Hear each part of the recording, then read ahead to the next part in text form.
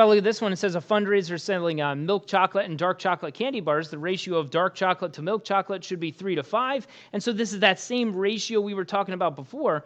If the plan is to sell 240 candy bars, how many of each are needed? And so here's the problem that kind of occurs here. So I start with the ratio that's given. It was 3 dark chocolate to 5 milk chocolate. But then the other piece that's given, so over here, when I set up this fraction, it has to be dark chocolate and milk chocolate. Well, I don't have either of those things. What I have right here, this is the total number of candy bars. And so what I need is one of those other ratios that we discussed. Something like this, like 3 dark chocolate goes with 8 total chocolate bars, okay? So out of 8 total chocolate bars, 3 of them should be milk chocolate, or 3 should be dark chocolate, 5 should be milk chocolate. So it's that ratio of 3 to 8. Well, that allows me to do this. I can say, well, that's dark chocolate over the total. Well, the total is what I know. That's the 240, okay? And so it's a matter of using some of those other ratios we came up with. And now I can solve this. I cross multiply. And let me get rid of the D and the T here.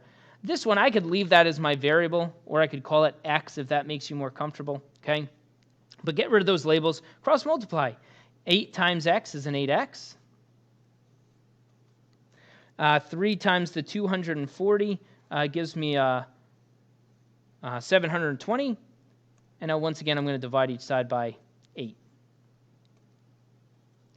So I divide, and that gives me a 90 for this one. And from here, I kind of have to interpret this thing a little bit. When you look at this, that value that I just found, well, because of the ratio I used right here, this was dark chocolate compared to the total, which means that what I solved for was the number of dark chocolate candy bars. So that's 90 dark chocolate. Okay?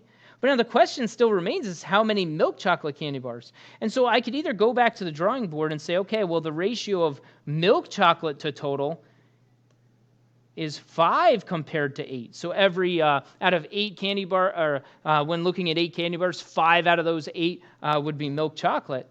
And then I could say, okay, now let's solve for the milk chocolate over the total, and I could cross multiply and solve. Or when you look at 240 total candy bars, we already know that 90 of them are dark chocolate.